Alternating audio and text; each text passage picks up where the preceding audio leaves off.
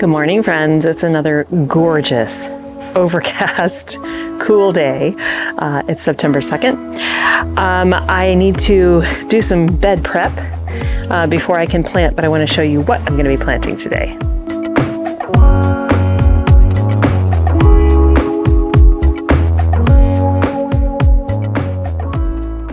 Okay, so I've organized everything because there was a lot. This box here is all broccolis and one Brussels sprout 6-pack. Oh, and there's cauliflower in the back. So 2 broccolis. Let's see which ones we've got here. Green Comet and Green Magic. And then this Long Island Improved Brussels sprouts. And then we've got a cheddar cauliflower back there, a snow crown cauliflower, and 2 snow crown cauliflowers. So with all of this stuff that I picked, I tried to get things that had different days to maturity so that we're not just getting everything all at once, but it's going to spread itself out. And then here is all of my cabbages. I've got a Cheers cabbage, Fast Vantage. This one's like 30 days. It's crazy. Then Ruby Ball cabbage, we love red cabbage, and another Fast Vantage. So those are the cabbages. And then over here we've got a celery. This is my first time trying celery. I failed to do it from seed, so we'll see what happens. This is a Chinese celery. Then we've got beets, Golden Detroit, and Ruby Queen, and Chioggia. So I started a bunch of beets from seed, but they didn't take. I direct sowed. So we're going to try this way. I have never tried growing them from 6-packs because generally root vegetables don't want to be transplanted. So I don't know. We'll see. And then over here is our lettuces. This one is Mizuna. I thought it was just beautiful, and I was like, oh, that'll be yummy. This one matures like in 20 days, so we'll be eating that quickly. This is red kitten lettuce, and then we've got some romaine and some Salanova reds, some Jester lettuce. Yeah, just a whole bunch of lettuces. And then we have the kales. I've got Dazzling Blue, Lacinato, we've got Red Russian, and more Dazzling Blue. And then finally the chards, and I've got some rainbow chard, some golden chard, and then Bright Lights Swiss chard.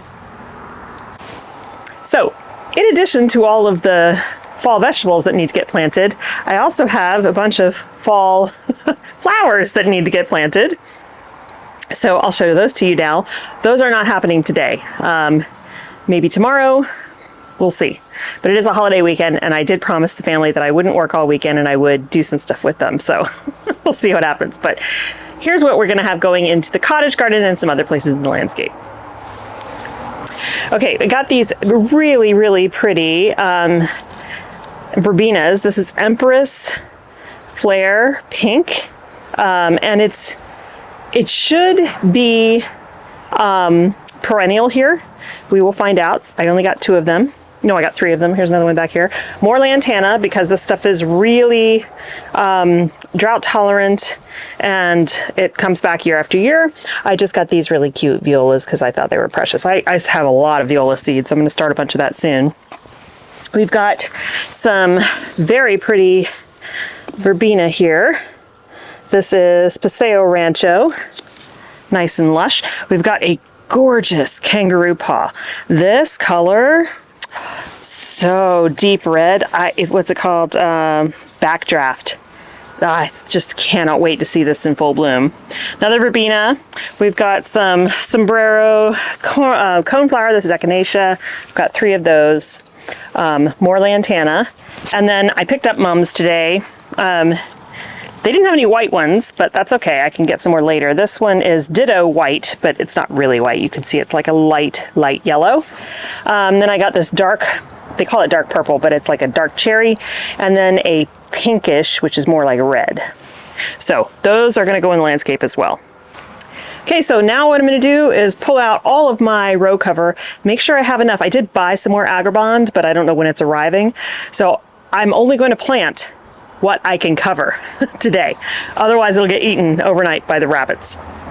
So I'm gonna pull that stuff out, see what I can find. I might have enough for 2 beds to cover, which would be great. And then I'm gonna pull up the drip tape, just move it out of the way, put the compost down. Fertilizer, if I have some, might be out, and I should have gotten that today. But I can also add that later. And then the deterrent, and then we'll plant.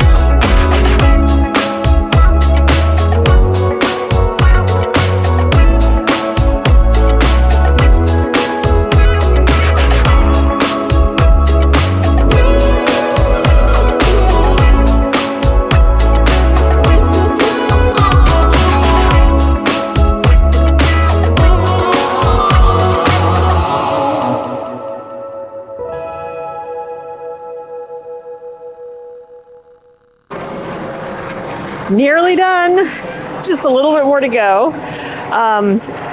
Before I put the hoop and row cover on, I want to walk you through what I did, and then I think I have enough row cover, then we'll get that done, and then we'll be done with this project. Okay, so these guys were already here. This is radishes. You're probably hearing noise in the background. I am running the drip out here for 25 minutes to really saturate the soil because it actually was a bit dry, and I want to make sure all of these guys get a good deep soaking. I have not yet sown peas here, so that's fine. Maybe I'll do them today. I doubt it, though. I have too many other things to do inside the house. So what I did was I actually labeled plants. I labeled all the plants. Aren't you guys proud of me? Here's the Mizuna. We've got the spinach, and then all of the lettuces in the row here, and then followed by the chards and the kale. I thought that made the most sense. And then I have a red cabbage back here. Over here, we've got the other cabbages. This is the Fast Vantage. This thing will be done very quickly, but this Cheers one will take longer. And then I have Brussels sprouts and the broccolis and the cauliflowers. And then this, since I sowed all these by hand, these are actually turnips, and they did germinate. So I'm gonna leave them and see what happens. There's only a couple carrots germinated over here, so I'm gonna add more. Not today. These are beets, and again, all the radishes. Now this did have cloches on it, but this is going to be covered with hoop and row cover. I moved the cloches over here because I put some more beets here. This is where the corn was. And I planted the Chinese celery there, really hoping that it survives. Now, one of the things I put down, so you saw me put fertilizer down, then the compost, and then I added the deterrent.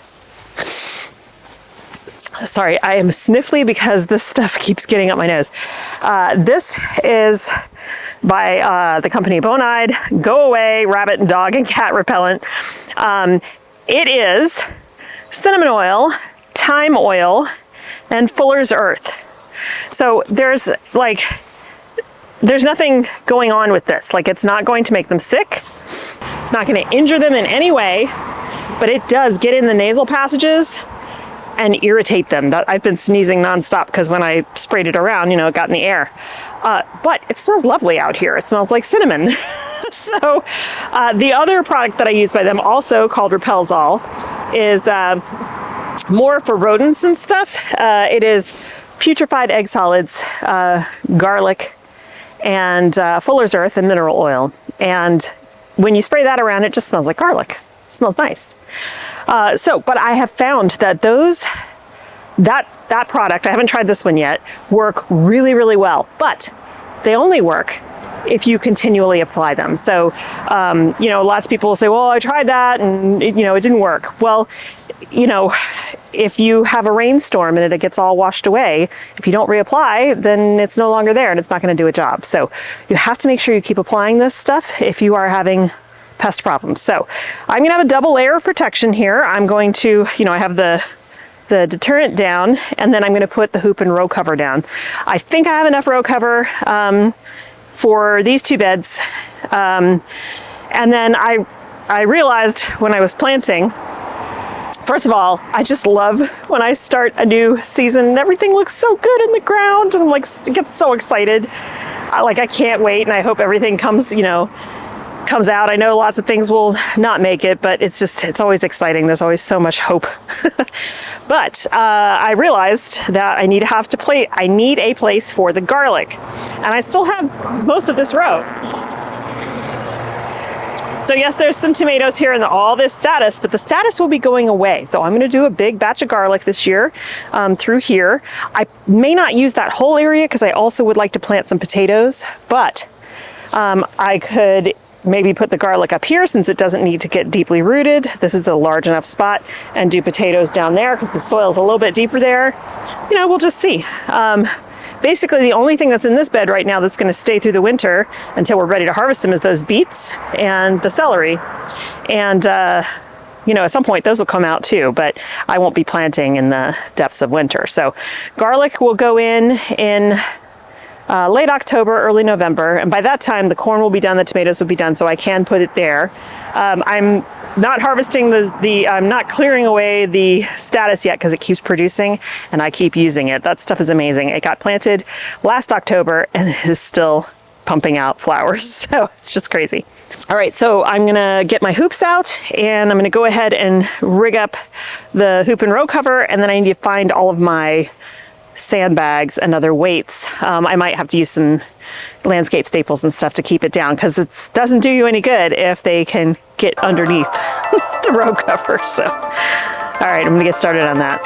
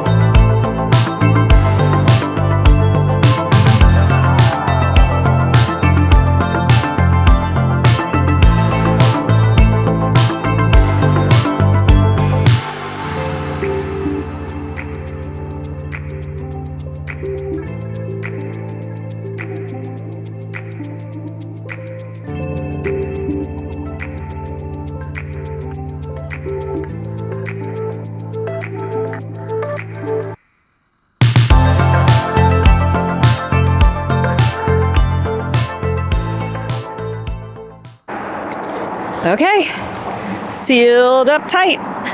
Now, I usually use row cover in the wintertime here because we get our heavy rains and that keeps things from getting pummeled. Here, right now, because we're still probably 2 months out from rain, I'm using it obviously to keep vertebrate pests like rabbits and stuff out.